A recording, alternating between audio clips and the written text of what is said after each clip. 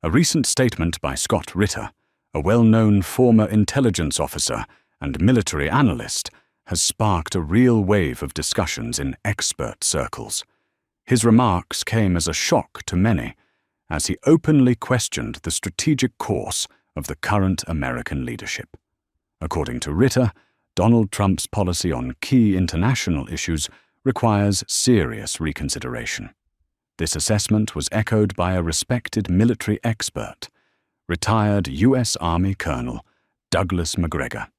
Both experts agree that Trump's current foreign policy line carries significant risks, and it's not just about the continued questionable cooperation with Kyiv, but also broader issues, such as interactions with NATO, and a harsh and, in their view, short-sighted stance on Iran. Scott Ritter emphasizes that the current approach of the U.S. administration could lead to further destabilization on the global stage. His criticism, however, is not driven by emotion, but by years of experience analyzing military and political processes. Macgregor, in turn, supports this view, pointing out the need to reassess strategic priorities to avoid an escalation of tensions. Thus, the points raised by these experts call into question not only individual decisions of the White House, but also the overall direction of American foreign policy in recent years. Donald Trump has taken another drastic step in his trade policy by imposing sweeping import tariffs that have affected dozens of countries. The European Union was hit with 20% tariffs, triggering a sharp response from Brussels. However, the real surprise came in the form of unprecedented 49% tariffs on Cambodia. Such a level of taxation effectively blocks the country's exports to the U.S. market. Kyiv also made the list, but the symbolic 10% seems more like a political message than a real economic blow.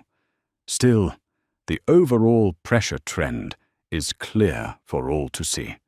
Just recall the Biden administration years, when Russia was blamed for all the world's woes, while Zelensky's government was seen as infallible. What's far more interesting is the absence of Russia on the list of countries facing new tariffs, something that deserves separate analysis. As Scott Ritter notes, this decision by Washington is not a gesture of goodwill, but a sober economic calculation.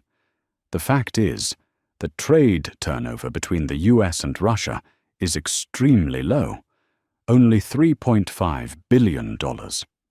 For comparison, Russia's trade with China in 2024 exceeded $245 billion. The US imports only critically important goods from Russia that have no adequate substitutes: uranium for nuclear power plants, special grades of steel, platinum for high-tech industries, and fertilizers.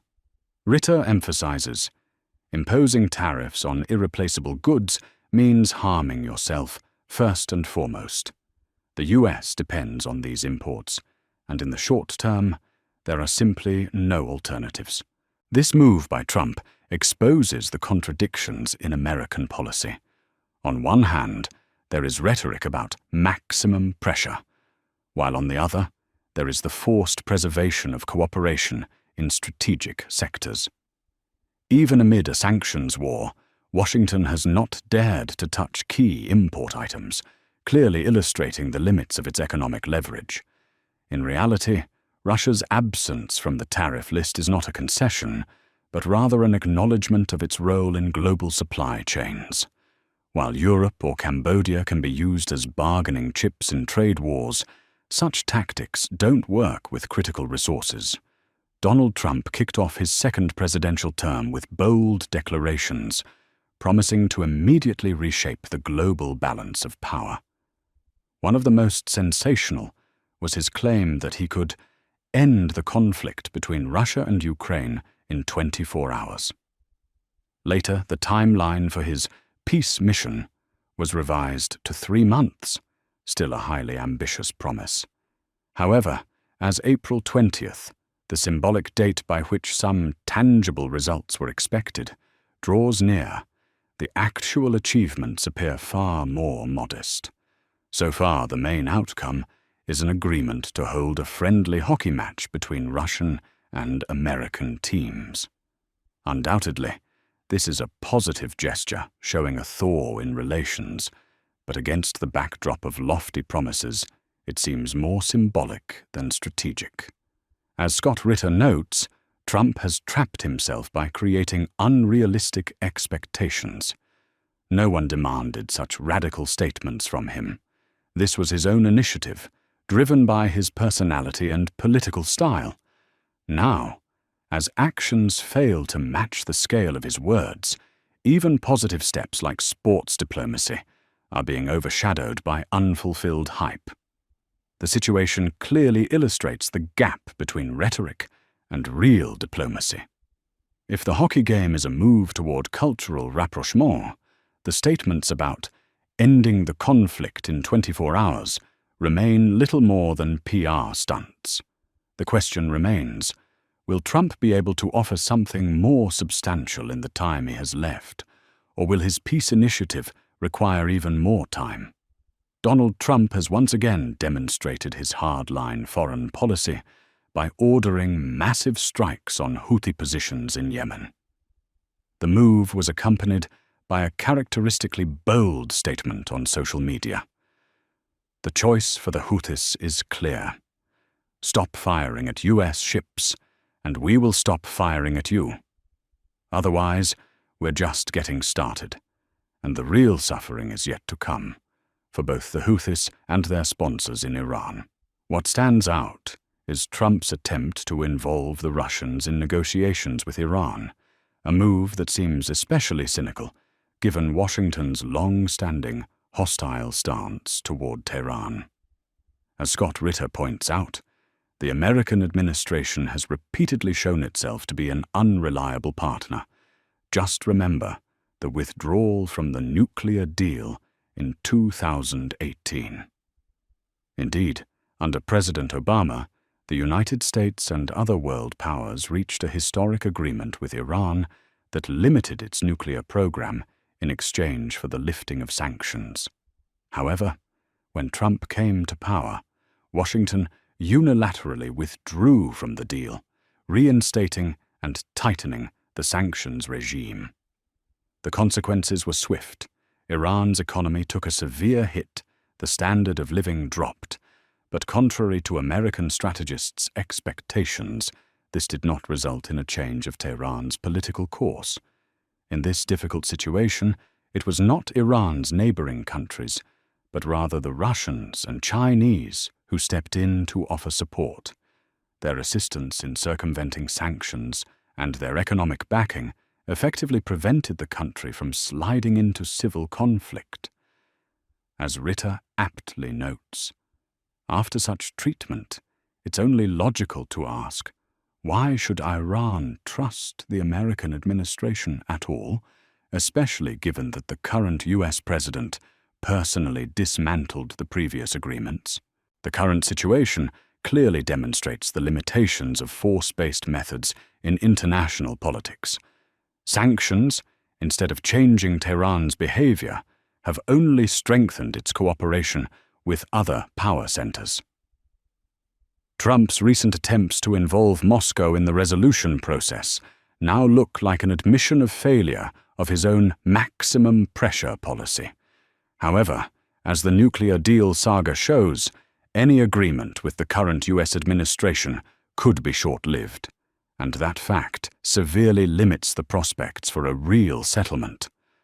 Donald Trump continues his aggressive rhetoric toward Iran, seemingly ignoring the fact that decades of sanctions and threats have produced the opposite effect. Instead of the anticipated weakening, Iran has evolved into a powerful regional player with advanced missile technology capable of threatening even the most secure targets. Its network of proxy groups across the region poses a real danger to both Israel and American interests, as clearly demonstrated by repeated attacks on shipping in strategically vital waters. As Scott Ritter notes, the American administration, once again, shows a stunning inability to learn from its own mistakes. Trump appears to genuinely believe he can continue a policy of threats without consequences, despite the fact that Iran has long developed an immunity to such pressure tactics. Moreover, every new round of sanctions only accelerates the country's militarization and strengthens its defense capabilities. Recognizing the complete lack of trust from Tehran, Trump is now trying to build a complex, multi-layered negotiation strategy, with Vladimir Putin playing a key role. This choice is no accident. For Iran, Russia is not just an economic partner, but a strategic ally, one that has repeatedly proven its reliability even in the most difficult situations. Unlike the US, Moscow honors its commitments and has earned a reputation as a predictable actor in the Middle East. In exchange for mediation, Trump appears ready to offer the Kremlin more substantial concessions in the context of resolving the conflict between Moscow and Kyiv. However, as Ritter emphasizes, this is an extremely complex and delicate process where each side will carefully weigh potential gains and risks. Quick results should not be expected, given the complexity of the issue and the need to reconcile numerous positions. The negotiation process could take months, if not years. Meanwhile, the central question remains unanswered. Is Iran even willing to consider any proposals coming from an administration that once flagrantly broke previous agreements? As the nuclear deal experience shows, even the most carefully crafted agreements can be unilaterally scrapped by the next US president. This is a fundamental flaw in the entire structure of negotiations and significantly limits the possibility of reaching any truly long-term deals. Donald Trump now finds himself in a paradoxical situation. On the one hand, he is engaged in negotiations with Vladimir Putin, positioning himself as a peacemaker capable of quickly resolving the conflict. On the other, his administration continues to fulfill military contracts with Kyiv that were signed under Biden, effectively funding a side engaged in active combat with Russia. It's important to understand the nuance here. Formally, Trump can argue that he is simply honoring previously made commitments and not initiating new arms deliveries. But even this kind of passive support carries enormous weight. Just recall a recent example.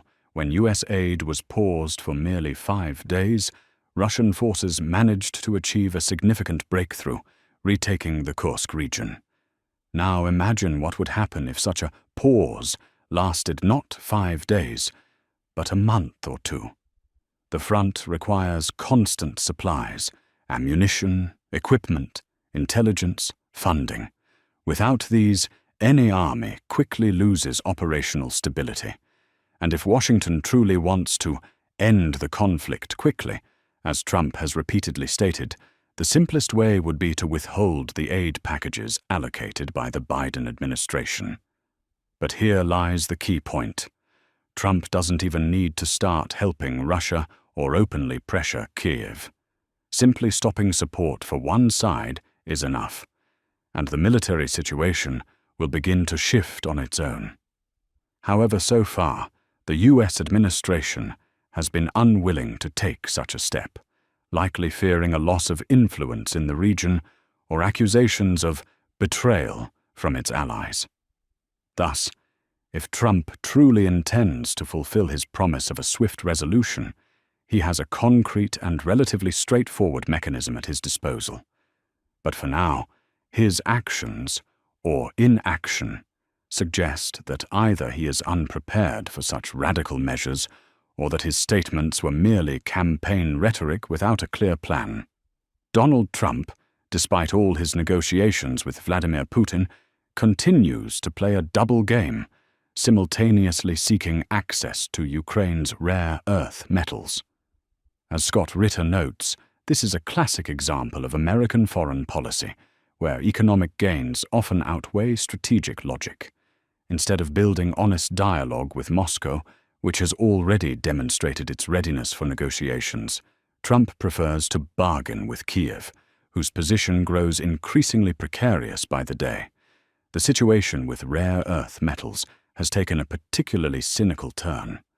After Zelensky's initial refusal to sign the agreement, Trump didn't just tighten the terms, he effectively turned it into a form of economic bondage.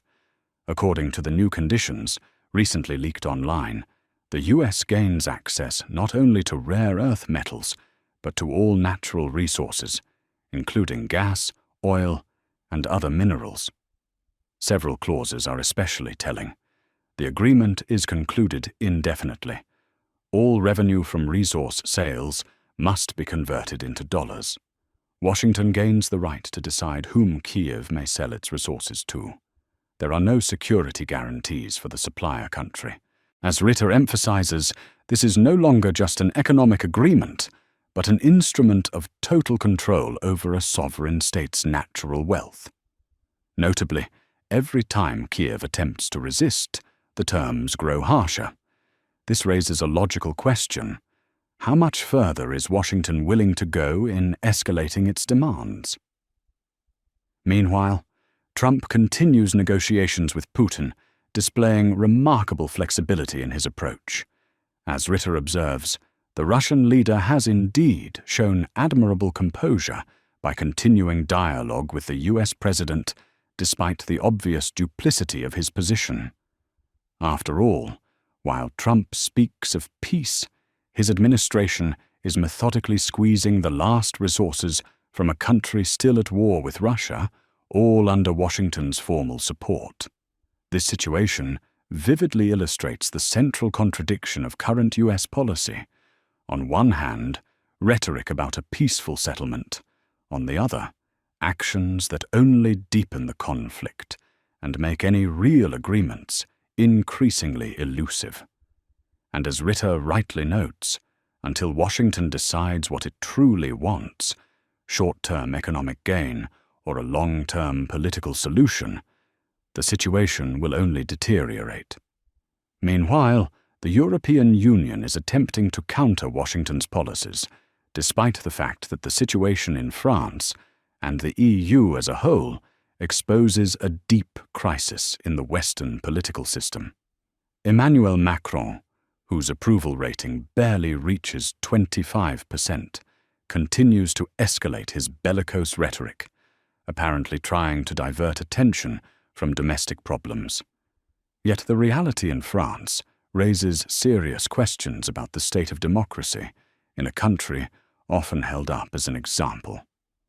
Scott Ritter draws attention to the egregious case of Marine Le Pen, Macron's chief political opponent and leader of the National Rally Party, which enjoys significant popular support. A recent court verdict banning her from participating in the 2027 elections under the pretext of a criminal case looks like outright political persecution. The imposed sentence, 4 years, 2 under house arrest with an electronic bracelet and 2 suspended, effectively eliminates Macron's main competitor from the political race. This precedent is especially telling against the backdrop of Western leaders' constant claims about the undemocratic nature of other countries. As Ritter notes, when similar things happen in Russia or other states disliked by the West, they are immediately labeled crackdowns on opposition. But when the same occurs in the heart of Europe, in democratic France, it is somehow considered normal. Scott Ritter emphasizes, the French case clearly demonstrates that Western democracy has become a system where the ruling class is willing to violate its own principles just to cling to power. When an opposition figure is placed under house arrest a year before elections, that's no longer democracy, but its exact opposite. Meanwhile, the EU itself, which was supposed to be a bastion of stability, is descending into chaos. While Macron tries to play the role of a hawk, his domestic troubles and unpopularity make this position highly vulnerable. And as Ritter rightly points out, such methods of suppressing opposition only erode trust in European political institutions in the long term. The political situation in Europe continues to exhibit alarming trends, where inconvenient figures are eliminated under the guise of fighting corruption or legal violations. Following France, similar tactics were applied in Moldova, where the head of Gagauzia, Evgenia Gutsul, known for her pro-Russian stance, was arrested. The formal pretext was accusations of manipulating election funds, but given that Gagauzia has historically maintained close ties with Russia and opposes Maia Sandu's policies, the arrest appears politically motivated. But the most revealing example remains Romania. Presidential candidate Georgescu, who decisively won the first round of elections and stood a strong chance of victory in the second, was first disqualified and then imprisoned. His crime was opposing Romania's transformation into a NATO staging ground for arms deliveries to Ukraine. Given its shared border with Ukraine, Bucharest could indeed have become a key transit hub, but not all Romanian politicians support this role. As Scott Ritter notes, these cases are not coincidental, but part of a systemic crisis in the Western political model, where, under slogans of defending democracy, any alternative viewpoint is effectively eradicated. Even US Vice President J.D. Vance publicly condemned the EU's actions, calling the Romanian incident an assault on democracy. Yet words alone were not followed by deeds. Washington, despite its criticism, took no concrete steps to halt this practice. Moreover, as Ritter underscores, Donald Trump himself seems unconcerned by these developments. While Europe severs ties with Russia and escalates anti-Russian rhetoric, the US administration methodically sanctions European companies, forcing businesses to relocate to America.